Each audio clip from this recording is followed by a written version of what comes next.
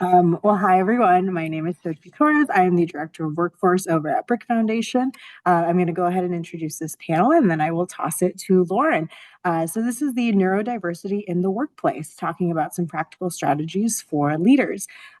This presentation offers leaders a practical roadmap for creating workplaces where neurodivergent talent can truly thrive, pairing mindset shifts with simple, high-impact strategies that strengthen community, collaboration, and overall performance. Participants are invited to rethink traditional ideas of professionalism and to measure success by results rather than social conformity. And with that, I will toss it to Lauren DeVillier. Did I say that right? There you go. Hey, okay. Executive Director at Exceptional Minds. Thank you so much. Thank you. Welcome to everybody from, LA to across the world, it sounds like. We're so happy to be here. I just want to welcome you all. This presentation will be a brief overview followed by a panel discussion, and I will introduce the panelists when we get there, and then open to some Q&A. I think we can all agree having diversity in the workplace is about the people and no longer about policy. Oh, do you want to bring up the deck? Sorry about that. And no longer about policy. And so when we look at neuro inclusion, it really at this point, we see it as a business strategy and not a checkbox. So our goal for the presentation today is to provide insights, some practical tools that apply to not only neurodiverse employees, but also with everybody, really. So we go to the next slide. I just want to give you a brief overview of Exceptional Minds. So Exceptional Minds has been around for 15 years. We are a 3-year vocational academy for young adults on the autism spectrum. So our academy is post-secondary school where we teach animation, VFX, game arts, titling, and storytelling. So to join our academy, you have to have a diagnosis of autism and you have to have either a high school diploma or a GED. What makes us special also is that we have 2 studios. We have an animation studio and a VFX studio. And a lot of our graduates apply for jobs within our studios. And we do work for CBS, Marvel, Disney, Sesame. We work with Blumhouse. We work with a lot of different studios within the Los Angeles area. Our goal really, though, the core of our mission is getting our graduates to work. And so while we love them in our studios, we also try and support them in getting work outside of our studio system and into more broadly across the country. So that is really who we are and what we do. And so this presentation is really in support of this community and what we hope to do with our broader mission. We really want to start with a shared language around neurodiversity. So we go to the next slide. So, words really matter, and the right ones build trust right away. U.gov reports that 30% of under 30-year-olds identify as neurodiverse, and approximately 15 to 20% of the world's population is neurodiverse. And this encompasses everything from autism to ADHD to dyspraxia to dyslexia. So I like to say that a lot of people are neurodiverse, but not, there are a lot of neurodiverse people, and autism is one of those. It's neurodiverse, but not all neurodiverse people are autistic, if that makes sense. So neurodiversity and neurodiverse is, the meaning of this is really the natural variety of how a human brain develops, thinks, and processes the world. So just like no 2 people are the same, no 2 brains are the same. So we use neurodiverse to describe a group and not an individual. Neurotypical is someone whose brain develops in a way that society would consider standard. Not better, just more common. So most workplace systems and environments are designed with that brain type in mind. And then neurodivergent is really speaking about the individual. So it is someone whose brain develops and processes the world differently from what is considered typical. And so this can show up in how they communicate or connect with others or experience their senses or focus or take in information. And then autism spectrum disorder, it can look completely different from one person to the next. So someone may be diagnosed with ASD and simply say that they're autistic, but there are many different levels of autism spectrum disorder. So it really is it reflects sort of the challenges and the support needs of that individual. So let's go to the next slide. So this is really a closer look at neurodiversity and the autism spectrum. It's so multidimensional. And if you look at these 6 dimensions, it really isn't a checklist, but overlapping lived experiences. And what I really want to point out is that when you look at things like hyperfocus or information processing dimensions, these are actually really strong workplace superpowers that can make for great employees. So the overall point is that every person experiences these dimensions in their experience of this is different. And some are recognized as challenges and some are really recognized as gifts. And we really like to look at them as gifts. So if we go to the next slide and we talk about sort of the creative advantages, when you think about neurodivergent traits, this can be translated into a creative advantage. So for instance, as I just mentioned, you look at hyperfocus, well, that can really connect to diligence. Or somebody with special interests can really connect to passion and deep learning.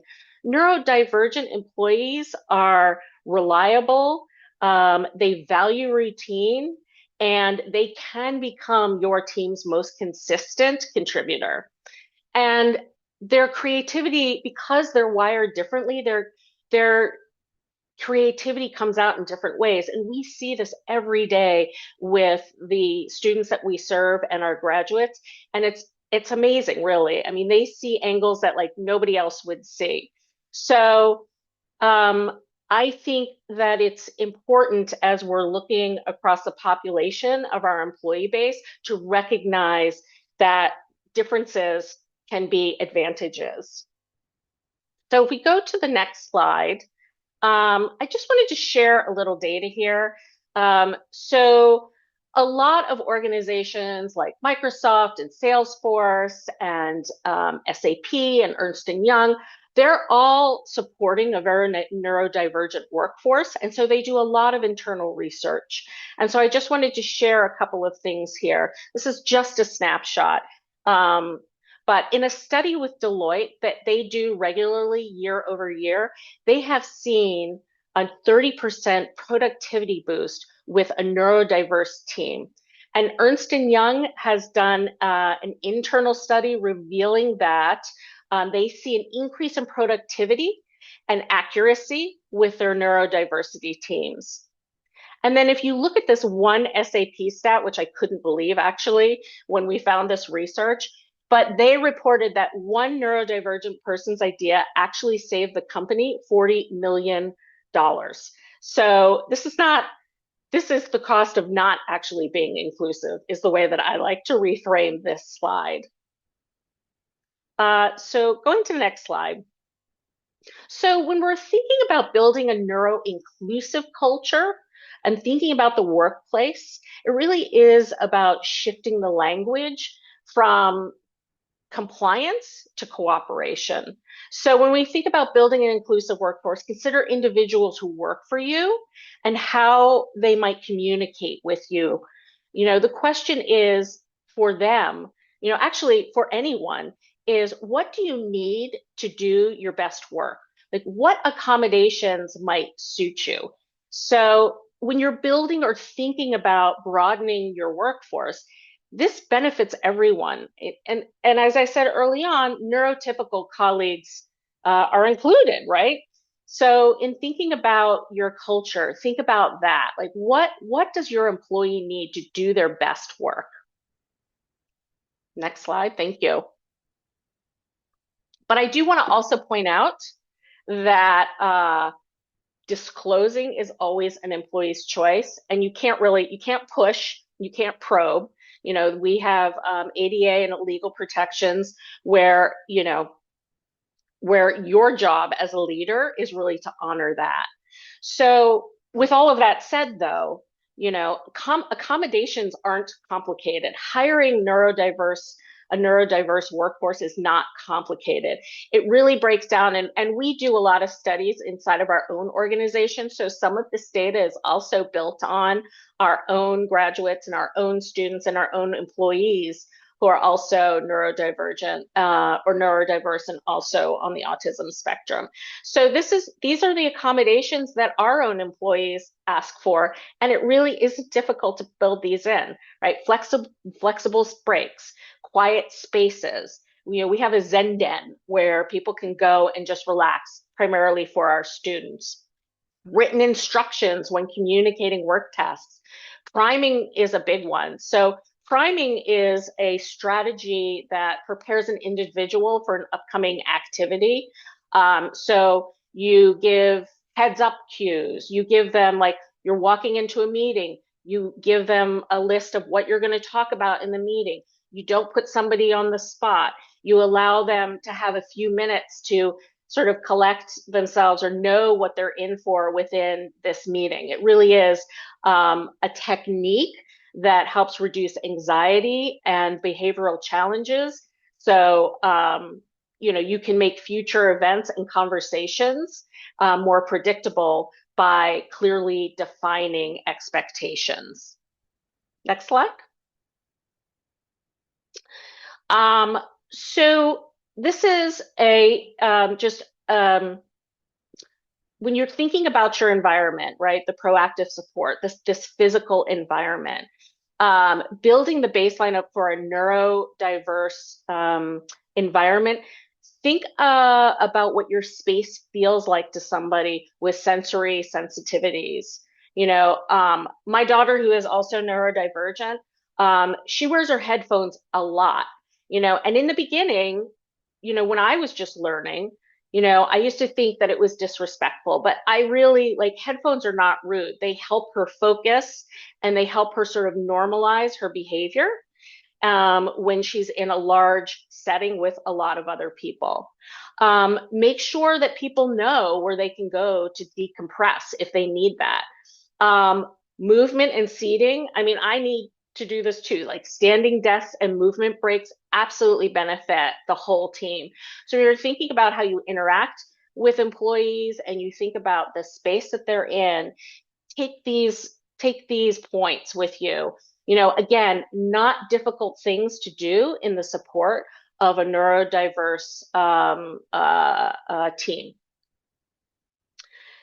So in this, I just wanted to share what some things might look like to help in the conversation. So when you see, somebody that is taking a brief break from the workspace, they just need a minute. They just need a minute to step away, and by supporting them and providing like a neutral tone around that is creating a safe space for an employee. I'm sure we have all seen stimming and fidgeting.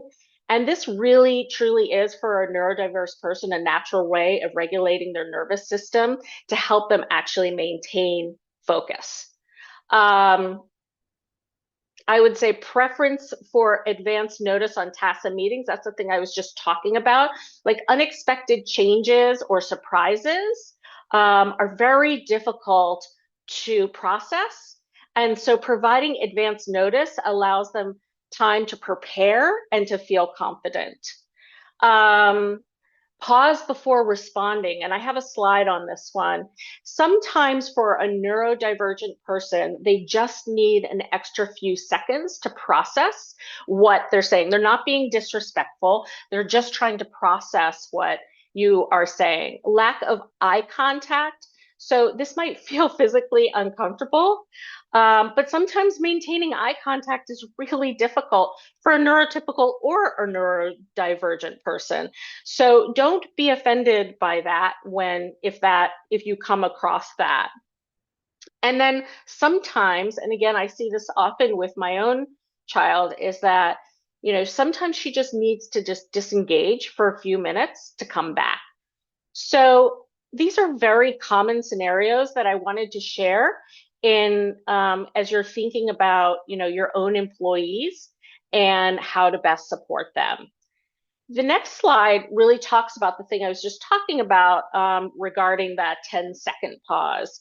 So we use this a lot at Exceptional Minds. So silence is not refusal. It's just the brain sort of doing work. And then when you jump in to fill that space, it can disrupt the entire process. So if you have a moment to count to 10 in your head, I know it feels long to a lot of people, but it really can change everything in how your employees respond and react to whatever it is that you are asking. So think about that and then, close the loop. Once they respond, confirm understanding, always give a quick recap. And it's also super helpful to follow up an email for clarity. So if we go to the next slide, and I'm like banging through these slides really quickly to primarily set the table for the conversation that we're going to have, because I think it's more important to hear from the people that are actually living and experiencing this within Exceptional Minds. And Ed is going to talk about, CBS Sports and how he supports his own employees. So as I'm rushing through these slides, I really am just building towards wanting to have the broader conversation with everybody. So going to the neuro-inclusive checklist, clarity is kindness. Kindness is being direct, skipping idioms and sarcasm, being clear, on your expectations and what you are asking for, sending agendas 24 hours ahead so people can show up prepared. I also when I'm interviewing candidates, I send questions ahead of time because I'm really I'm past the gotcha. I want to get you in this question. I really want to understand you and I want to understand your skills, and that is more important to me than trying to catch someone off guard with a question. Asking us one question at a time. And then another really important thing that I wanted to just point out here is look at the work and not so much like the social style. There are statements and things that we say as a workforce, things like when you're evaluating somebody, well, Joe, if you just read the room, that's really hard for neurodivergent people to read the room, and so it really is more about focusing on the work that your team is providing to you and less about the style of the work. So that's that. If we go to the next slide, I just wanted to let everyone know that we have this workforce resource hub at Exceptional Minds, where you can find a lot more information, as I went through that so quickly.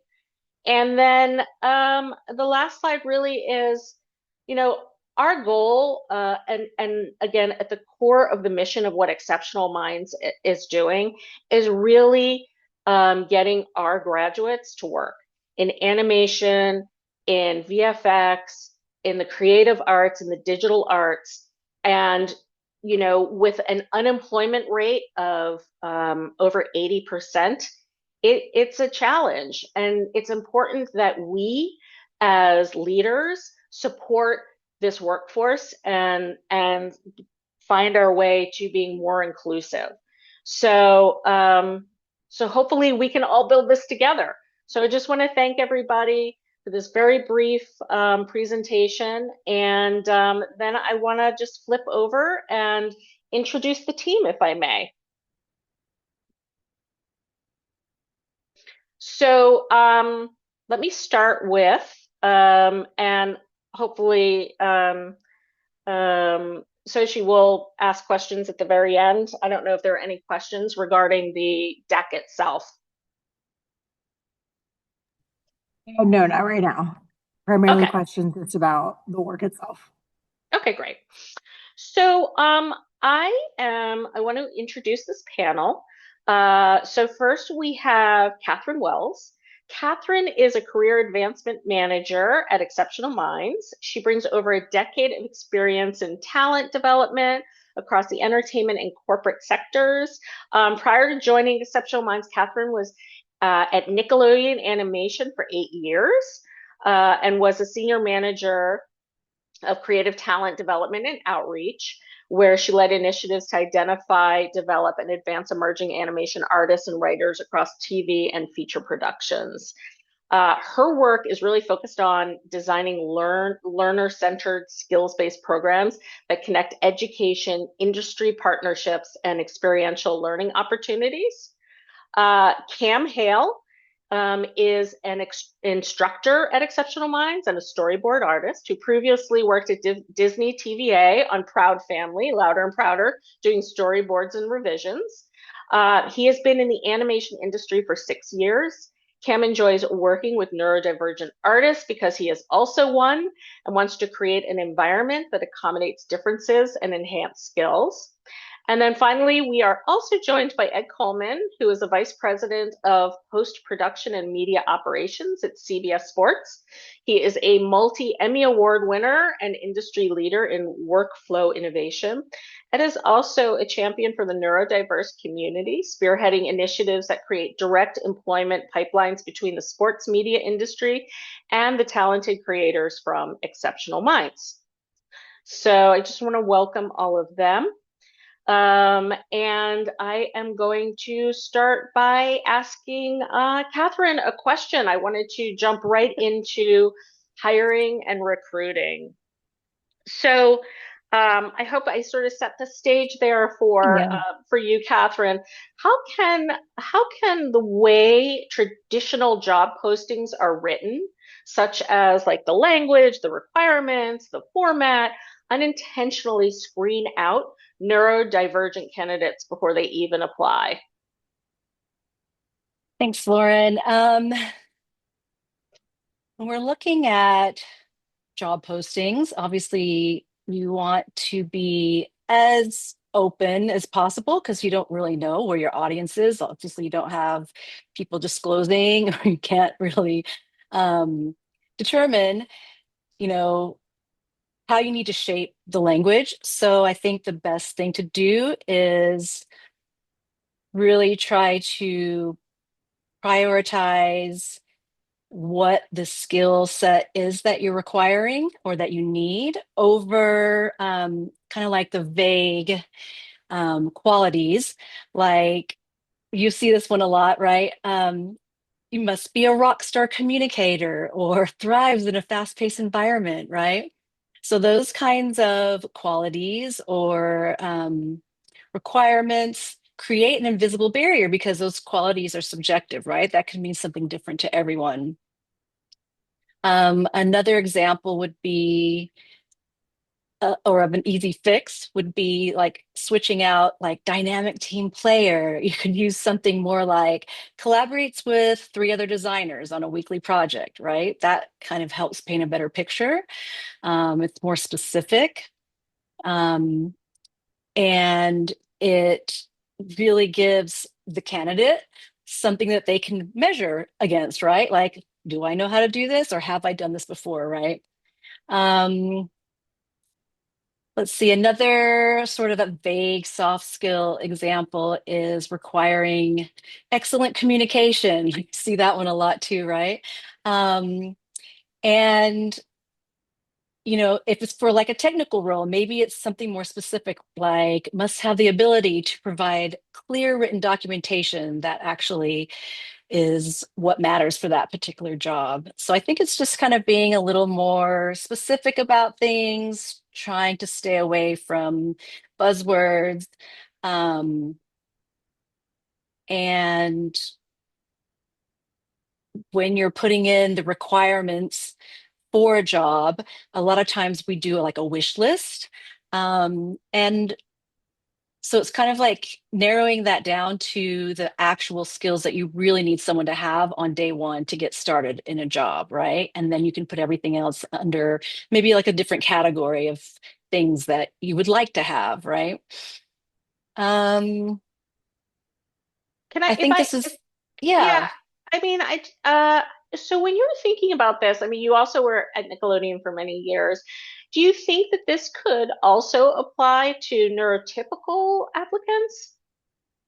Yeah, I think it makes it easier for everyone, right? It kind of, I don't know, I think about this a lot. It kind of like levels the playing field, right? I think for even neurotypical people, anyone, and I think we can all probably relate to this, is that it can be tiring, right? Translating jargon and laundry lists of required skills, trying to figure out what the actual job is and if it's something that you'd be qualified for. I think especially for early career candidates, I think maybe once you've been, you know, in the mix for several years, you kind of get used to what all those things mean. But I think for all early career candidates, it's kind of can be a bit of a mystery, you know. Yeah. And what happens is then people will just opt out. They're like, oh, I don't know, I don't meet all these qualifications, or I don't really understand what they're asking for, so I probably can't do it, right? Yeah. Interesting. So then let's move to like the interview process, right? So now that the job description is out, now you're in the interview process. What are some ways that we can make interviewing more inclusive? Like I mentioned earlier, I send my questions in advance for people. And so Mhm. what ways can we make the interview process more inclusive to support different needs? Yeah, I think that's a big one that I always recommend because, and you mentioned this before, right? The inclusive interviewing is about like removing the social performance piece of it and trying to focus on job competency. You can do that by sharing the interview format and possible questions. Cause, even when I was at Nick, we would let the candidates that were coming in for interviews or doing Zoom interviews, letting them know exactly what the format's going to be. Here's what you can expect, right? You're going to come into a Zoom, there's going to be 5 other people on the call or whatever it is, right? Just so that they can be prepared and they won't have surprises. And that wasn't for any particular like neurodiverse or neurotypical person. I feel like it was just kind of trying to set them at ease so that they can really focus on talking about themselves as opposed to like what just happened, who's this, like what's happening right now. That can be like a lot of processing anxiety, right? Because a lot of new things are all happening at once. So Right. And so when you're thinking about that, like what do you think interviewers like misread? Eye contact, response time, like, what yeah. yeah, what causes them to pass on like a strong candidate? Because sometimes, and I feel like I've done this in the past too, and I've learned a lot in the last year and a half working here with Exceptional Minds. Is like a lot of times you're kind of like, all right, I'm just trying to get a vibe off this person, right? Like, are we Yeah. connecting? And that can be really hard, even over Zoom for anyone, right? But something that is very common in the neurodivergent community is making eye contact, right? Or, like you said, the 10-second rule, right? Just these uncomfortable long pauses that can, kind of come up, especially like in the Zoom environment, right? But I think it's just kind of as an interviewer coming in this with an open mind and just being aware that these kinds of things can happen and that it's not always a lack of confidence, right? It's just people processing information differently. And I think if the interviewer can go in kind of with that awareness and that maybe that even that expectation, then they can really focus on the content of the conversation as opposed to the other person's behavior, right? Interesting. Okay. So the interview. Okay, onboarding. So what does a neurodivergent friendly onboarding plan look like in practice? And what makes it work well for different kinds of people? And then, who during that onboarding, like who gets looped in, Mhm.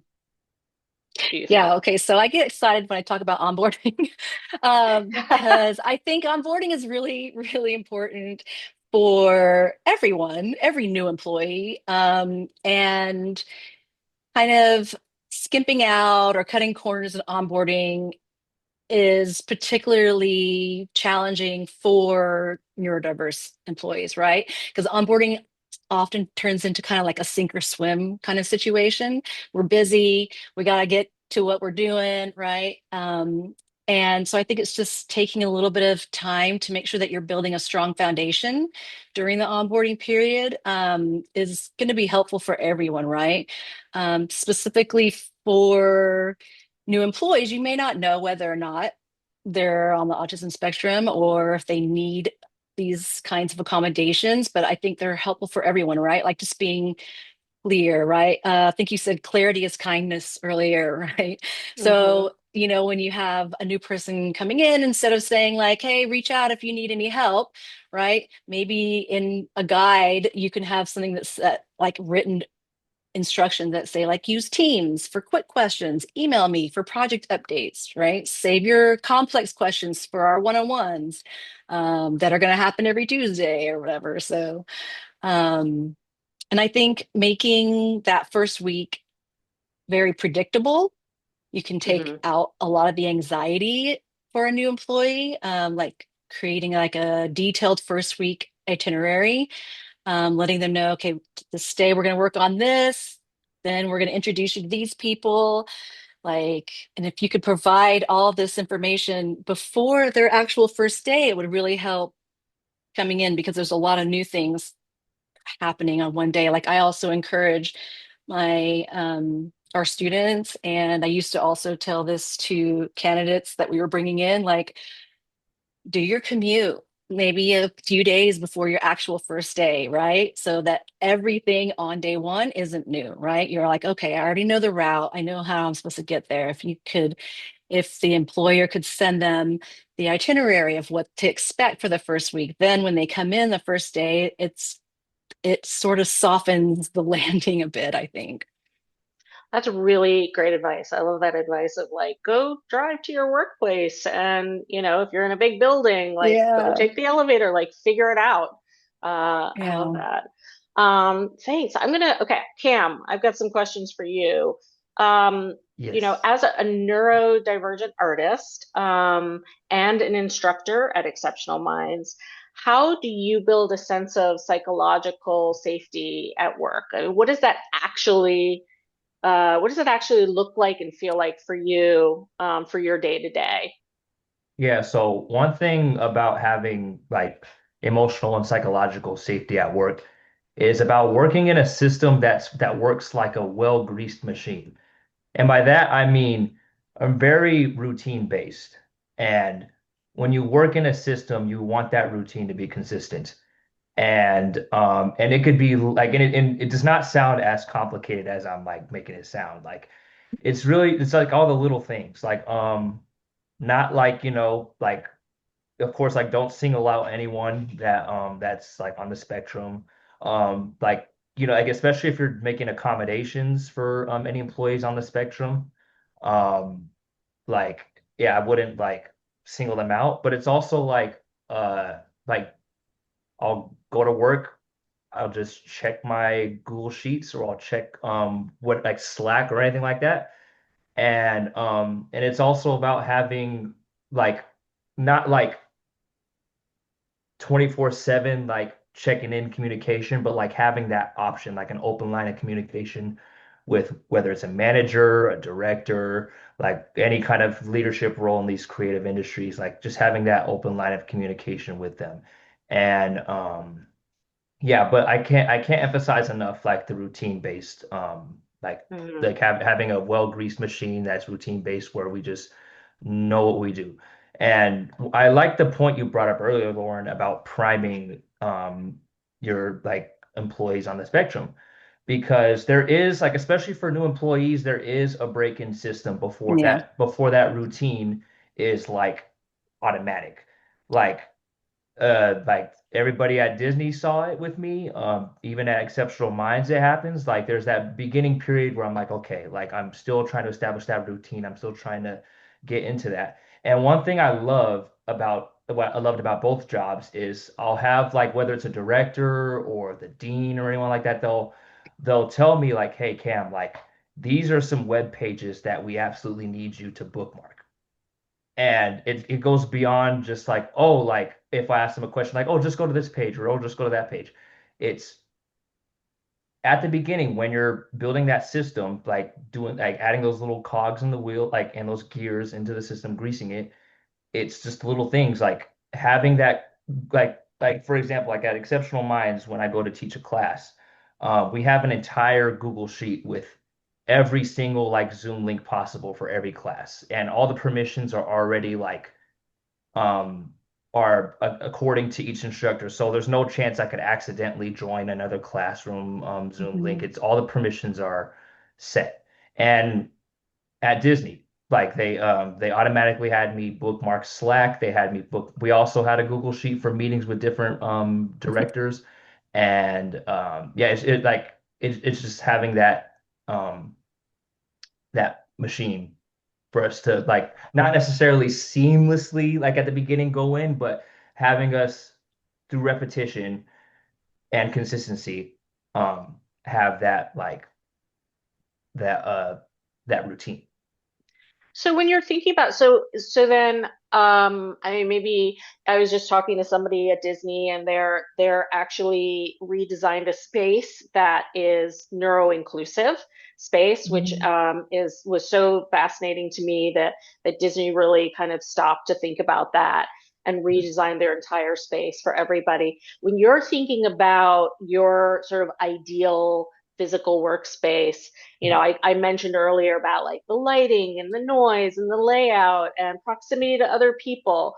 Um, can you talk a little bit about how your workspace impacts your ability to focus or perform, or like what's the ideal thing for you as an instructor?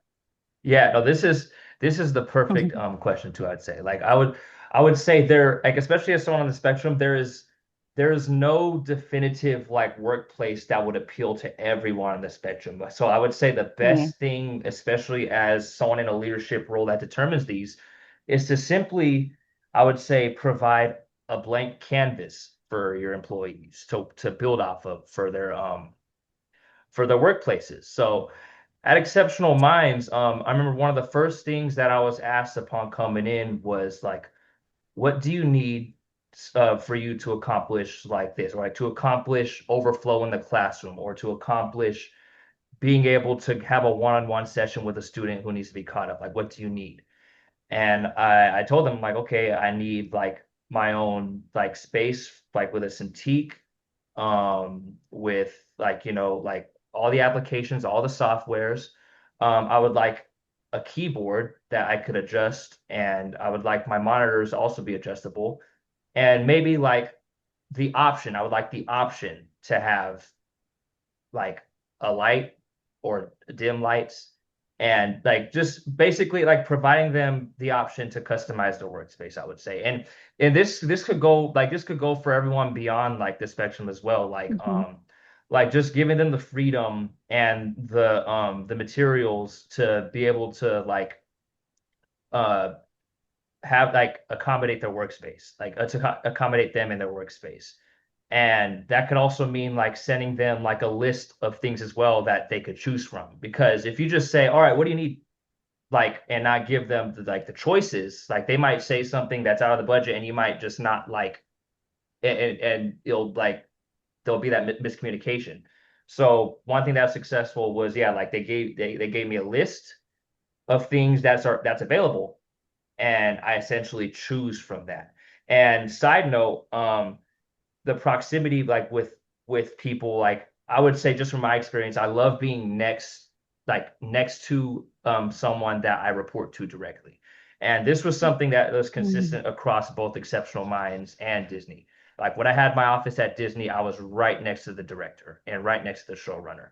And that doesn't necessarily mean I'm constantly asking questions and like struggling to understand. It's just, sometimes the routine will get disrupted or something will come up out of nowhere and I'll have questions. And and sometimes like I would rather just ask it in person and Mm. just having that open line of communication. Same thing with Exceptional Minds. I literally share an office with the dean, and it is so helpful. Like I have, like my desk is right there, and anytime he needs me too, because this is the thing. Like when we put our heads down in this, like once you have this routine established, this well-greased machine, we get hyper focused on it. And well, yes, like we get our tasks done, some like, and we're just like cranking out stuff. Sometimes it's hard to break out of that too. And having that open line of communication with leadership, it's easy to kind of like redirect our attention to stuff. And instead of just like sending an email or just sending like that, this is just for me though. And this could probably relate to a lot more people on the spectrum. Like instead of just sending a text message or just sending an email, when you're like right there, and sometimes like you could just like it could be just a knock on the door or or just like a quick visit, just be like, hey, like uh we need this done, not necessarily like right now, but like I want to put it out there. Like it makes it easier for priming for like employees on the spectrum. That's great. I always thought you were sharing an office with the dean because we ran out of space. No, I that's didn't true too. Yeah, no, really. yeah. It's multiple reasons. Yeah, multiple reasons. That Yeah, like yeah, I love that. yep. He loves having you in there. Okay, I'm going to switch to Ed now. Ed has four of our graduates that are working for him. So, Ed, I always love talking to you about this. Is there a particular communication style that you found to be effective for onboarding or explaining assignments or providing performance feedback to neurodiverse employees? Sure, absolutely, and fortunately, and I hope fortunately for anyone listening that are here, it's really the same strategy that that I try to have for all of our employees, which is really be honest, be direct, and be respectful, which sort of across the board is really how we want to approach everybody. I think that we try to stay away from nuanced different language and things like that. I think you know.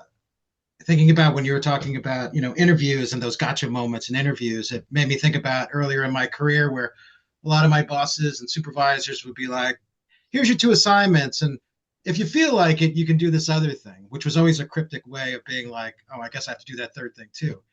Well, someone who's Right. neurodiverse might say, well, no, I really don't feel like doing that third thing, and move on, and really when you think about it, just being direct and open and honest about what you're doing is just the best way. And also keep in mind, I think sometimes employers, you say the word autism or neurodiverse, and there's that little, fear. And people with neurodiverse or autism, they're not made out of glass. They're human beings. They're motivated. They're ready to go. Just process things a little bit differently. So just be open and direct, and it's a really good way to start. So yeah, I mean they aren't made of glass. So when you're thinking, so when like you have a neurodivergent employee who is struggling, how do you distinguish between a performance issue versus an unmet support need? It's really something that we try to take on upstream before an issue really comes up. We really try to. So I wrote down in my notes, establish a relationship. Right from the beginning, we want this person to know that, and really all employees to know, like you're going to make mistakes. Things are going to happen. It's okay. Just be honest with us about what it is, or if you have a question. I think we've all had, onboarded new people, and you always give the same speech of, don't be afraid to ask questions. And if you don't understand something, and half the time people, they don't ask because they're embarrassed or they think they know everything already. Yeah.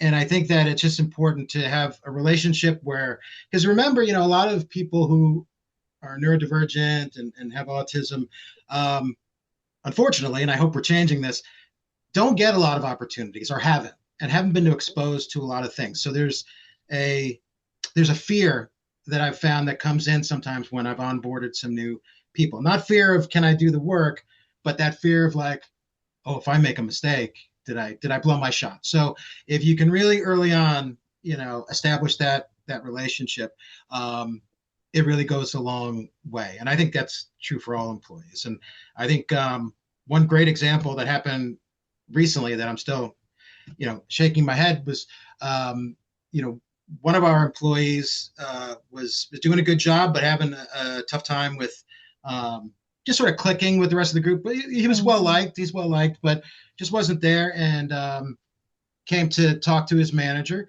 let us know that he was also neurodiverse and has autism, and not one of our Exceptional Minds graduates. This was just someone else that was just in the group, whose parents always told him, don't say anything because you don't want to be treated differently and stuff. And that was, how he came in. But because there was that relationship and that trust there, he let us know. And, now we can help, support him further as well with more training and things like that. So. Yeah, I mean, the trust piece is it's a huge part of everything, right? Feeling, trusting your employer, trusting your manager, I think is such an important piece of it. If we could just like switch to team culture, how do you build I'm actually gonna ask you a two-part question. How do you build a team culture where flexibility and different ways of working are just the norm and not the exception made for one person? And then if you can also tackle the like what does, because you've also talked a lot about this, which I think is so relevant, is like that sort of peer mentorship in helping neurodivergent employees feel connected and supported. So I know that you have a really strong team culture. I would love for you to just talk a little bit about that. Sure. I think the first thing with the culture of the team, a lot of the work that our team does is very regimented. It's a lot of media management. It's a lot of, set out procedures that people have and stuff. So, the first thing I always tell any employee when they join the group and they become part of the team, there's really three key things that I look for from anyone who's new, which is be on time, pay attention as we're explaining things, and give me your best effort. I found that, if I can hit those three markers, then that's always like the great bar. And I think that's something that even our neurodivergent employees have really appreciated and been part of. Part two of that is and I let all of our employees know that if you can establish that and you can show me those three things, everything's open, to a degree for discussion. So if you have an idea about a different way to do something, if there's a different discipline of television that you're like, oh, I would love to learn, instead of editing, learn animation. If I would like to do other things, that as a department, we'll support them in any way to learn those things. We'll try different ideas. We'll try different things if we think they'll work. And just make it open. And again, make it an environment where it's like, if you have a bad idea, it's not going to hurt you. You're not going to go anywhere. They have to be able to trust that, that they're part of the team, and then that's a good thing. As far as, peer mentorship, very, very important. From the beginning, we had our first two employees about 5 years ago from Exceptional Minds. And what I did is just went to my managers and said, who on the team at the same level, who's your best trainer? Who do you think would be the best, most patient person to bring someone in? And then basically we would unofficially, pair that person off and just, have them work, together for the first couple weeks and see how things came together and things like that. And that worked really well. And the side effect of that as well, which I didn't occur to me at the time, it's also a great way for your existing staff for you to identify and learn more about, other potential, supervisors or managers you might have on your team. If you've identified somebody who's really good with working with all different kinds of people and is able to be a good mentor and is able to do, to work with someone, that's a good indicator that person, might have the aptitude to grow within the organization and do more as well. So it's really an opportunity, not just for the neurodiverse person that's coming in, but really everyone on the team to step up and show leadership and show that quality. Thank you. Thanks so much. So Soshi, do you want to open it up to questions? I know we ran just a little bit over, but it's, interesting Yeah, conversation to have. conversation flew by really quickly, and It thank you all did. for your contributions. I hope everybody has been learning as much as I have. So we do have a couple questions, and I apologize, we're not going to be able to get through all of them, but one of the questions I have is, what are some of the things that you have learned while working with exceptional minds that has led to a surprisingly positive outcome that you weren't expecting? And this is open to anyone. Oh, can I answer this? Yeah, Cam, go. Oh yeah, like one thing I'll say is like even having like being on the spectrum, like everyone is so different still. Like there are a lot of similarities, but each similarity could be like there to a different extent. Like you could have a student that vocally stims, and then you could have another student that wants to work in complete silence. So how do you do that? How do you have an environment where you want one student to be able to be vocal and another want it to be completely silent? And another thing I learned too was I'll like I'll never like I'll never automatically understand everyone on the spectrum. Like just going back to the everyone's different aspect. Like everyone is sensitive to something to a different extent. And it's important to find middle ground when collaborating with this many artists on the spectrum. And going back to that workplace point too, like it's not just for me on like when I on having a workspace that accommodates me, it's also having a classroom that accommodates everyone. You have some students that love drawing on giant Cintiqs with the stylus. You have others that would rather just draw with a mouse or draw with a pad. It's just yeah, I feel like even before Exceptional Minds, because I've always advocated for like neurodiversity and autism, but I feel like before Exceptional Minds compared to now, like I feel like I was ignorant to a lot of stuff. Even being on the spectrum, I feel like I was ignorant to a lot of stuff, like on the spectrum, compared to compared to back then. So yeah. Amazing. I want to make sure we have time for at least one more question. So as we talk about some of the accommodations, somebody asked, how do I bring up these gaps in onboarding to human resources without overstepping as a new employee? I would ask Ed or Katherine to answer that one. I would, I guess it depends on, for me, where you're coming from, because if you have disclosed already that you are on the autism spectrum or neurodivergent, there are protections built in to, and I'm just going to glaze over this because I'm not really an expert in HR law, but there are protections from the American Disabilities Act that you can lean on that are there to kind of protect you and your need for certain accommodations.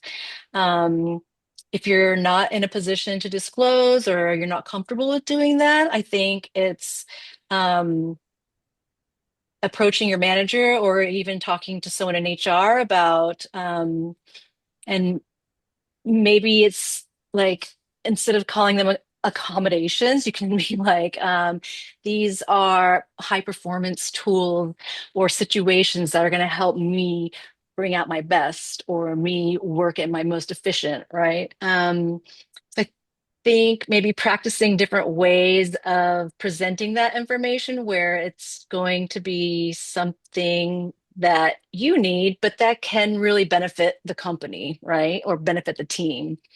So it's a little bit of the I Yeah, always I have think this like funny saying, right? Like where you're kind of like putting it in their perspective and how it's reasonable enough. It's not going to affect the team in a negative way. So, Yeah, I think it goes back to one of the earlier slides of like, how do you express what you need to do your best work, right? And it really is mhm. about reframing how you look at it. I didn't tell Yeah, anyone. it's, I mean, What'd you say? it's, I didn't tell anyone. I mean, I just, for me, and I'm fortunate that I'm in I guess, in a leadership position with my group. But we just, I looked at it as more of like, okay, we're going to bring 2 new employees on, and we have a responsibility to support them just as we support everyone else, and mhm. do what we need to do. And then, um, I let my boss know, and I said, hey, this is a great organization. We're going to hire a couple of students. And she said, great, go for it. As long as, they can do a good job. And I said, don't worry about it. So anyway, that was the approach I took. I guess I just went for it. And then we just took it from there. So. Amazing. Well, we are at time, so I just want to thank you all for coming in and contributing and providing all this really great insight. And thank you all for participating. And I hope to see everybody at the Ask Me Anything at 4 o'clock. Thank you, Mhm. Thanks for everyone. having us. Bye. Thank Thank you. you so much. Thank you.